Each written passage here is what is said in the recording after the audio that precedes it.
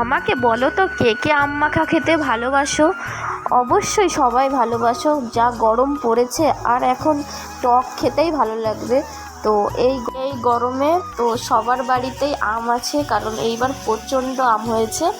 আর এই যে আমি একটা গাছ লাগিয়েছিলাম, এই গাছটা 2 বছর হয়েছে, আর এই গাছটায় প্রচুর আম হয়েছে, প্রায় 30টারও বেশি আম হয়েছে, আর সবগুলোই হিমসাগর।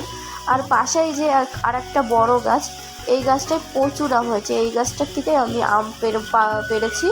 আর এই যে 2টো আম। তো তারপরে আমগুলো ছুলে নিলাম ছুরির সাহায্যে, তো তারপরে কুড়িয়ে নিলাম আমগুলো। তো এরপরেই আমি আমগুলো মাখিয়ে নেবো, তার জন্য আমি এনেছি লেবুর পাতা আর সঙ্গে 2টো লঙ্কা। তোমরা যে যেমন লঙ্কা খেতে ভালোবাসো সে তেমন লঙ্কা দেবে, আর সঙ্গে আমি একটু দিলাম লবণ আর একটু চিনি। তো তারপরে আমি সিম্পলভাবে একটা আম মাখিয়ে দিলাম।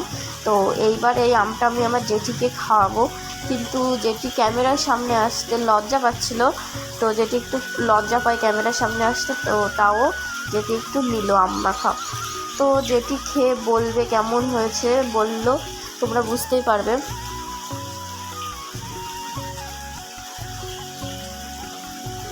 যেটি প্রচণ্ড লজ্জা পাচ্ছিল, তো তারপরে আম মাখা খেলো। আর যেটির মুখ দেখে বোঝা যাচ্ছে আম মাখাটা কেমন হয়েছে, একটু টক টক হয়েছে। আর এই গরমে টক ছাড়া ভালোই লাগে না। তো এখানে এনাদেরকেও কিছু